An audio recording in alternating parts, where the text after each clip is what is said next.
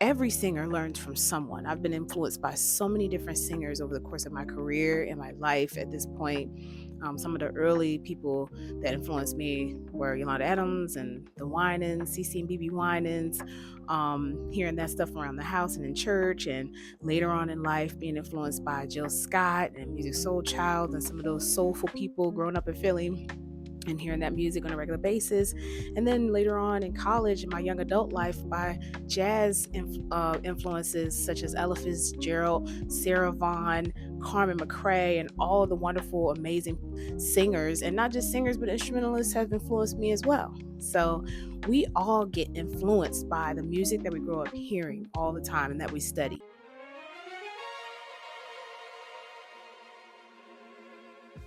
Learning by listening is absolutely normal. We all do it, even children who are learning how to speak a language. But there's a difference between imitation and inspiration. And there's also active listening. So when we're listening to things, purposely, actively listening for specific things, and we imitate them, we can do that. Sure, that's something that we do all the time in jazz, and that we do even not even knowing that we do it, listening to the radio and imitating what we hear when we hear a lick or we hear a run or a riff that we really like, and then we're just doing it all the time, trying to get it down. That's imitation, which is a part of the process. And then you can be inspired. You can hear something that makes you say, wow, I want to do something. I want to be able to do that with my voice, or whatever the case. Hello, my name is Shakira with Keys to the Vox Vocal Academy. Thanks for tuning in. Make sure that you subscribe to this channel, like and share the video. Go and watch some more videos. I hope that you learn a lot here. This is what I'm doing this for, to inspire you and to teach you and to educate everyone about vocal health and raise awareness about this thing too, especially in the area of contemporary music. First, I want to talk about your instrument. It's one of a kind. There are no two voices that are exactly alike. Many voices share similar timbres and tones. And you might hear a voice and say, man, that reminds me of this other person's voice, but nobody's voice is exactly the same as the next person's voice. So get used to that right now. I just want you to remember that right now, is that your voice is your voice and other people's voices are their voices. One big thing to consider in that is that all of our anatomy is different. Everyone's anatomy makes up exactly what their voice sounds like. So somebody's head might be bigger or smaller than the next person's. Somebody might have thicker or longer vocal folds than another. Somebody might have, your vocal tract is everything from your lips all the way down to your larynx. So might have a larger larynx, a smaller larynx. Somebody might have a wider neck or a thicker neck than someone else. Everything about your physical anatomy, your physical makeup, will contribute to your sounding like your tone, right? And your timbre. And so because of that, we're all different, which means that all of our voices are going to sound different naturally. Also, your speaking voice will influence your singing voice. So if a person speaks most of the time, because I have met people who break that rule where they speak really low and then once they start singing, you're like, whoa, where did that come from? And the other way around. But most of the time you can tell by your speaking voice what your singing voice might be like. There is an influence there. Life experiences influence how you communicate through music. I'll never forget when I was a little girl and someone who was in the music industry and had been there and done that and seen a lot, he told my mother, wait until she has her first heartbreak. And I thought that was, a bunch of, mess until I actually really had a heartbreak, and it really did influence my sound. And for some reason, like when we experience deep emotion, whether it's good or bad, we can feel that, we can convey that through our music, and our listeners feel it. So if anybody's ever come up to you afterwards and say, oh man, I had goosebumps when you sang, it's because they're feeling your emotions through your music and your lived experiences. So with that said, your experience is already unique before you even sing a note, because we all have lived different lives. We've walked different paths. We're all on different life journeys, and all of that, your sound, your anatomy, your experiences, everything comes together and it affects what your unique sound sounds like. And nobody's lived the life that you're living right now. So the next thing I want to say is that technique doesn't automatically make everybody sound the same. Just because we've all studied the same technique doesn't mean we're all going to get the same outcomes.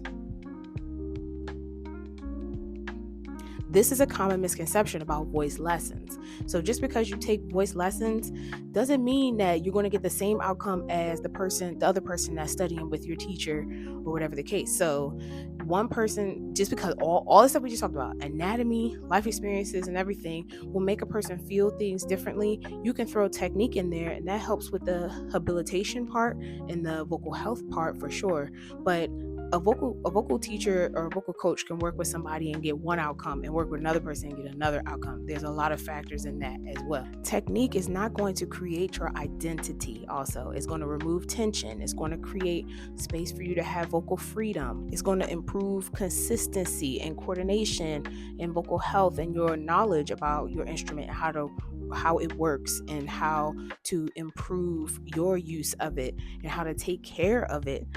So technique is going to give you technique and education is going to give you all of those things, but it's not necessarily going to craft and create your specific instrument. Some of that, or a lot of that, is really going to be on you and how you take all of these tools that you're given in your lessons and in your training and put them in your tool bag, and then take the tool bag out to work. So I always tell my students, the real learning happens on the bandstand. We get in the gym, we work those muscles, we get in the vocal gym, we get the skills, and we take those skills and we go out to a job and apply them. So I'm going to take Happy Birthday, and I'm going to sing it in different ways, in different styles, so that you can see what I'm talking about. So if I were to take Happy Birthday and sing it gospelly, I would go, happy birthday to you. Happy birthday to you. Right? But then, in gospel and R&B, some of these styles are going to overlap and kind of be very similar because of the family tree of how music developed. Let's say jazz. Happy birthday to you. Da-do-do, happy birthday. Da-do-da-do, you. Happy birthday. Happy birthday. Happy birthday to you.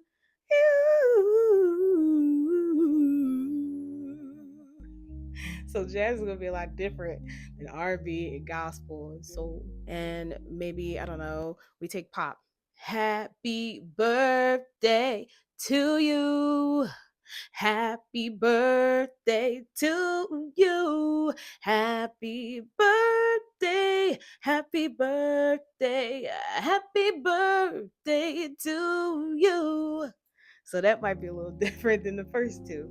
The moral of the story there is that it's the same singer, it's the same instrument, but it's a different outcome and a different interpretation of that same song. So one common mistake is that a lot of singers want to try to sound just like another artist. And in the beginning, yes, they're your inspiration. So you might feel like, man, I just really want to sing like them. I really want to do what they do. And by having that kind of really deep admiration for them, you can practice what they're doing, kind of imitate them in the beginning. But there comes a time where you need to try to break away from that. And here's the key: doing that for multiple different artists, not just one artist.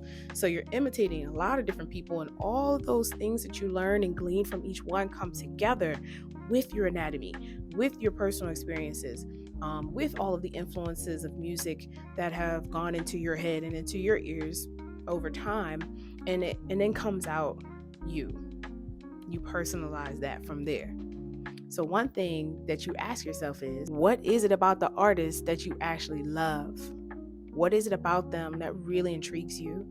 Is it their tone, their phrasing, their agility, their delivery, emotionally, the energy that they come with in their voice, their storytelling? What exactly is it about them that draws you in? That's a question that you want to ask yourself and be able to answer too. And at the end of the day, you want to learn that skill. Whatever it was the answer to that question I just asked, you want to learn that skill, not their identity, not take and try to be a carbon copy of them. You want to learn that skill and apply it to you. So another thing to know is that your voice will continue to develop. It's going to change over time. Your voice is in your body, so it's biological and it ages just like the rest of your body. So that's why when you were a child, you don't sound how you sound now when you were a baby, or even when you were a toddler, or even when you were an adolescent, when your voice started changing as an adolescent and then a teen. And then as you continue to get older, your voice is going to continue to go through changes all the way up until the end of life. And aging is going to cause that. And we don't, of course, we don't want to exacerbate that or speed up that process by doing things that are unhealthy for our voices, that will cause damage or anything of the sort. But you will continue to see and hear changes in your voice. It is ever evolving, just like we are as people. And once you learn your voice, you're gonna have to learn it again once it changes again, and make changes as you go. Technique is going to continue to change your voice as well. So you're strengthening certain muscles that you might not have been using already. Some muscles might be weaker than others, and each of these muscles is in charge of doing different things around the vocal folds, in the larynx, in the neck. The whole tongue is a muscle. Your entire tongue is a muscle, and it does affect your voice and how you're able to use it, how you're able to move these structures in your neck and in your mouth around to get certain sounds. And so you just stay aware of that as you learn technique, as you in the vocal gym, what I call it, as you're in the vocal gym, you will experience changes in your voice there too. And keep all your teeth too, because if a tooth comes out, I tell my students this all the time, and my kids keep asking, if my tooth come out, will it change my voice? It could change your sound for sure. So keep all your teeth. Dental hygiene is important also. Let's just put that little plug there. Life experiences will change your artistry as well. So just like I hinted on earlier about it changing your sound, it can change your artistry too. And I'm just going to share a little bit. Like, I've gone through some phases in my artistry as a professional singer. There was a time I hated makeup. I was like, and I still don't really like to wear it that much. I will put it on for shows and stuff, but like, I hated makeup. But then I saw being in groups, singing groups in college and stuff, and I saw the girls, and I was like, oh, like, they're putting this face on for performance. Like, it's not an everyday thing. It's just an enhancer. And there's technical reasons too, for the camera, to see you better. Like, there's a lot of reasons for that thing. So I started doing it. And then I felt like it made my stuff, it just kind of took my career and the visuals of around me and my brand as an artist to the next level. It made me look more polished. And I learned in that. Let's see, what else did life experiences such as having children. It literally changed my voice, because the center of gravity and where I push from changed having a baby in there. And I would say for me, it helped it. I would say it was for the better. But then when the baby was out, I didn't have that extra something to push against, for my abs to push against for that extra support, vocal support. And so I had to relearn how to, sing that. And then I became tired sometimes. So like, you need sleep for your voice to work correctly. So when anybody who's had new children, new babies, you're not getting a lot of that at the beginning. And there will be phases throughout their life where you still ain't getting a lot of that sleep. You got to remember to drink your water, and who knows, you might have gone through some heartbreak, lost a loved one, and all of those things can have an effect on your voice and your artistry. So let me dig into the artistry part. It shaped me as an artist, because learning how to use makeup, for my brand and how I look, and being more polished, and then doing things like taking on this branding thing to another level, where at one point I was like, I want to look like this, I want my hair to be like this, and I'm not saying those things are bad, but for me, it was a lot. It caused a lot of anxiety for me, and I had to take a step back after a few years of really going hard with that, because I started getting imposter syndrome and feeling like, oh, this is not really who I am. I created this like alter ego. And for me personally, it was hard to keep up with that. And it caused music to start to feel, and singing to start to feel like a burden instead of a freedom and a fun place and an outlet for me. And so I had to take a step back and let me be my brand.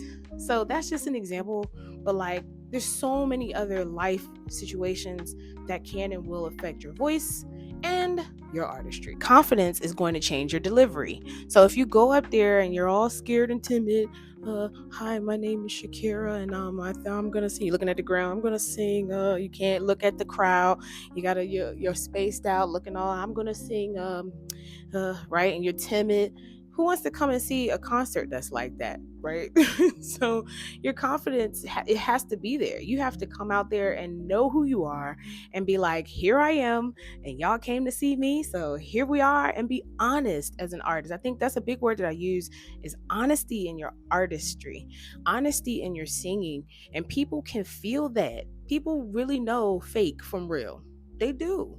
And you probably know that too when you see people. If you're a Beyonce fan, do you want Beyonce to come out there and be like, I don't think you're ready for this gel. I don't think you're ready. No, she telling you, I don't think you ready. Like, it's a confidence and a grit and even a sass that comes with all of this. Like, you can call it sass, you can call it confidence, you can call it I can say you got to have the audacity. You got to have the audacity when you come up there, like, yes, this is me, right? And it's not arrogance, it's confidence. And that confidence will make your voice sound confident. It won't be all shaky. Your breathing won't be shallow. You'll have a nice supported sound because you meant to do that. You did it on purpose, the sound that you made. And sometimes we do make mistakes, but we make it look like we meant to do that, right? Because there's a confidence that comes with coming out and making that sound and putting it out there how you wanted to put it out there, how you meant to put it out there. And again, even if it didn't come out how you meant for it to, we made it look like that because we're confident about it. And give yourself permission to grow. Like, none of us have arrived. Okay, even from the best to the worst, none of us have arrived. We are always ever evolving beings. As long as we are alive and on this planet, we're going to be learning and developing. Okay, so give yourself space to grow. Mistakes are okay.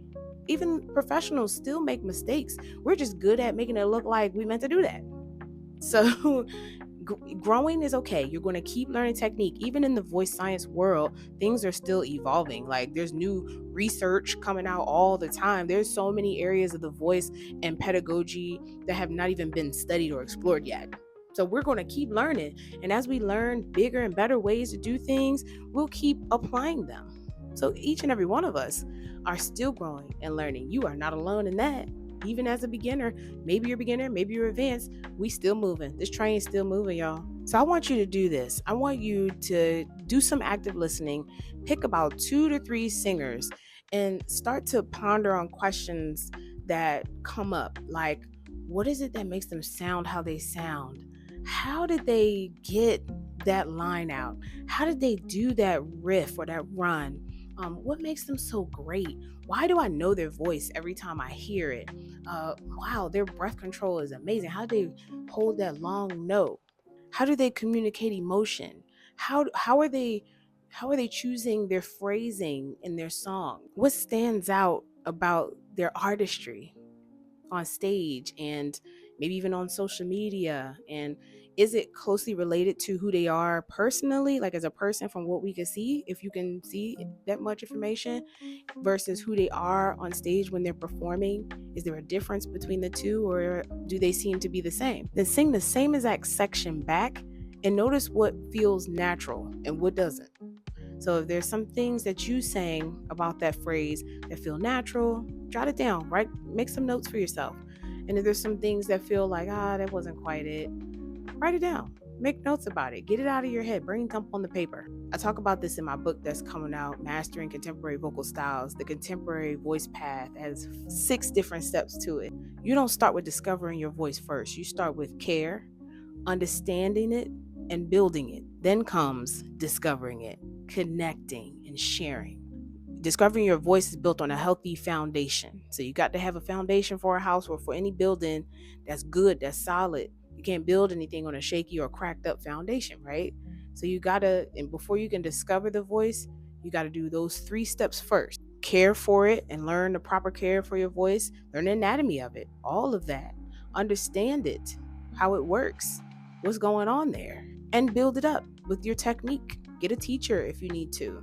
Research, find some stuff, right? And build it up. All in all, You don't want to try to work towards sounding exactly like another singer. Study great singers, learn from them, but also learn your instrument and how it works and how to care for it. And I'm a big advocate for learning the anatomy of it, what it looks like, what the main parts or the main names of the main parts are of your instrument, right? And how to navigate it and how to use it appropriately. Get your technique up and then develop your own artistry. Once you've done all those things, you can put it all together and develop your own artistry. It's like getting all your different what they call all your different pieces or ingredients. That's what I was looking for. Getting all your different ingredients together and creating your own recipe. Okay, and creating your own artistry and building your own thing. All these different people that you've listened to have built theirs. Okay, and now you have to trailblaze your own pathway to your own success and your own unique imprint as an artist. The world already has one of them. The world does not have one of you yet. And that is what we need. The world needs you. The world needs your voice. The world needs your artistry. Take the time to build it up and develop it. It's not going to happen overnight. It's not going to be a snap your finger and it's done. It does happen faster for some people, maybe slower for some people. Everybody's journey is different, but the world needs a you. Okay? You can't be a somebody else.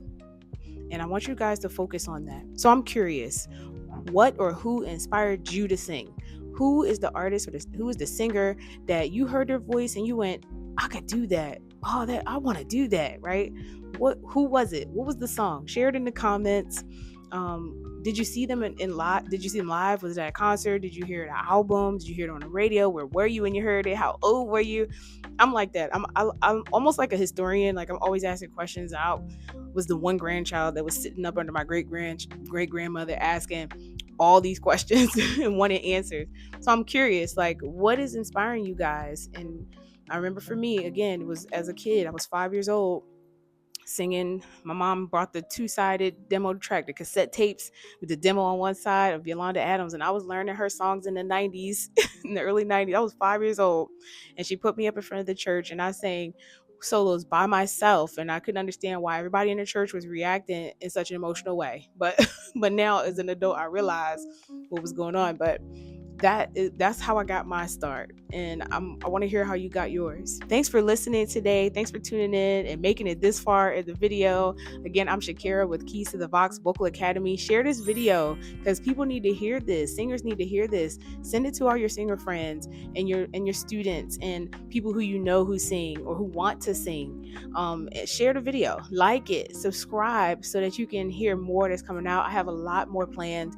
I have so many more things, resources and books and things coming out that I want to share with you. My goal is to further advocacy for vocal health, for singers to become more educated about our voices, about our instrument, about our artistry, and for us to get some spec. They gotta put some spec on our name, okay, out here in the music world.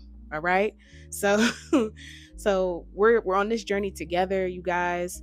And I'm excited to share all that I have with you and to learn from you too, because just because I'm a teacher doesn't mean I don't stop learning. Every good teacher knows that they're going to continue to learn, even from their students, from their students number one, because you guys teach us every day and we're all learning together. None of us have arrived from the beginner to the advanced. We are all still evolving and learning. Once again, this is Shakira West with Keys to the Vox Vocal Academy. And as I always say, stick with me because we're going places.